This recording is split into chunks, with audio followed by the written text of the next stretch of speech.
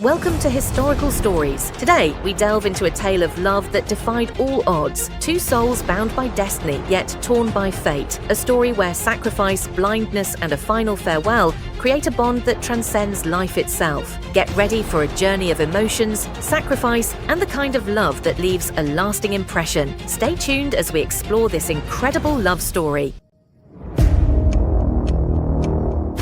Love Beyond Sight, A Beautiful Goodbye. They were both classmates. The girl was the most beautiful in the entire university, and the boy was the most handsome among all the boys. They kept bumping into each other and eventually fell in love. It was a Romeo and Juliet kind of situation. Their families hated each other, and marriage seemed impossible. Both were obedient children from respectable families. They were not willing to elope, and neither family was ready to compromise its honor, so the matter got stuck. The boy and girl decided never to marry anyone else.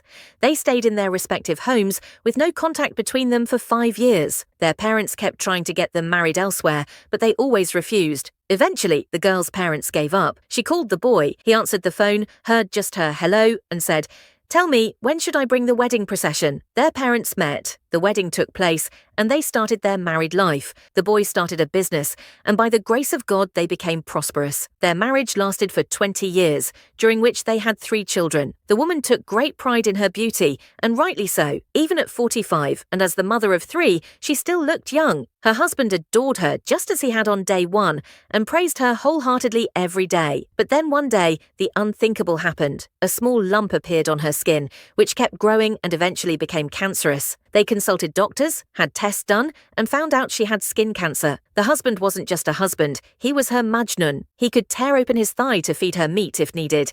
He took her to every doctor and clinic across the world. They travelled from one doctor to another, one country to the next, until the doctors finally gave up. Her body became filled with lumps. As if this wasn't enough, another tragedy struck.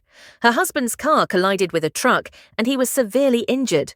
When he reached the hospital, it was discovered that he had lost his eyesight. Now imagine this tragedy. The city's most beautiful couple, the wife suffering from skin cancer and the husband blind. People would look at them and shake their heads in sorrow, but still, they were content. Every morning, they would walk together in the garden, go to the cinema, and eat at restaurants. The wife would hold his hand and guide him, and he would follow her lead. This continued for several months. But then, one day, the wife made a strange request. She wanted to go alone to Switzerland. The husband asked why. She said she needed 10 or 15 days alone.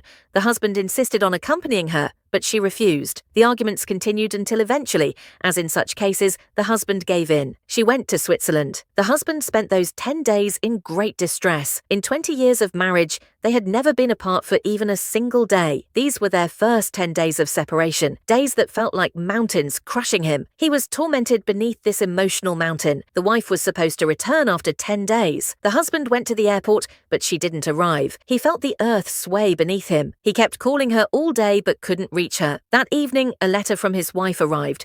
Their son read it aloud, but the letter wasn't just a letter, it was a written catastrophe, and the entire family was devastated by it. Before we get to that catastrophe, let me tell you about a terrifying yet fascinating reality of this world. There are countless centers in the world where people can choose to die willingly. These centers are made for terminally ill patients.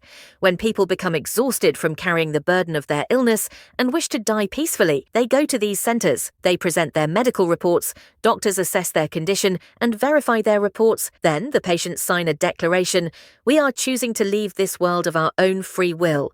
They are given a date and time for their death. Their last wishes are fulfilled, and then, with the help of compassionate doctors and nurses, they are given a lethal injection and peacefully pass away. This process is called euthanasia, or mercy killing.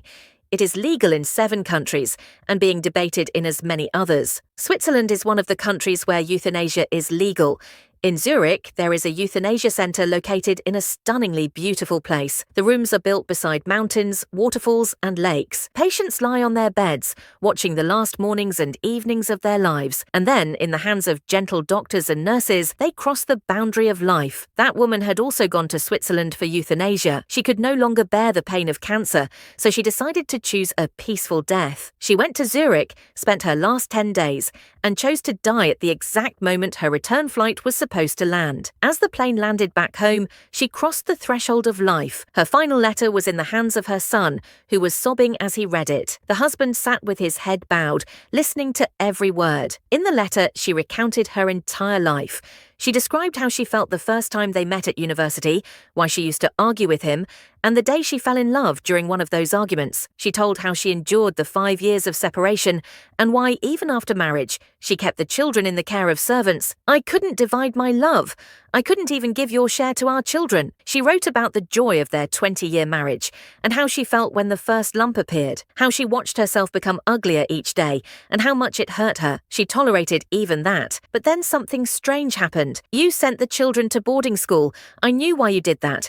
You didn't want them to see me in this condition, nor did you want me to see pity in their eyes. Then you started bribing the servants to break a mirror every day. I'd ask you to get them replaced, but you would laugh it off. Gradually, all the mirrors disappeared from the house. You didn't want me to see my own ugliness. If it had ended there, I might have endured it. But then you did something strange. You had an accident and pretended to be blind. I know your eyes are fine. You've been faking blindness for the past 6 months, and I know why. You didn't want me to feel, even for a moment, that you could see my ugliness. You didn't want me to read it in your eyes. So, you chose to become blind. Your fake blindness was the ultimate expression of love, and I couldn't bear that level of love. So I decided to leave this world. I'm going. Please stop pretending to be blind now. Take this letter and start reading it yourself." At this point, the son screamed. The father took the letter from his hand and began reading it aloud. "Please take care of yourself after I'm gone. All the towels are in the cupboard. I've given the tailor 5 years' worth of clothes. He'll send you 10 new outfits every year. You must wear them until they're worn out. Keep getting your teeth checked. Never skip your morning walk. And lastly, don't forget to feed the birds daily and always take care of my cats." Conclusion. Their love was not measured by time, but by sacrifice. He chose darkness so she would never see her fading beauty through his eyes, and she chose silence to preserve his dignity. In a world full of conditions, they loved unconditionally. Her final letter revealed the depth of their bond, a love that stayed strong beyond illness, beyond pain, and even beyond life. Their story reminds us that true love is not about holding on, but knowing when to let go. Thanks for watching, and I'll see you in the next story.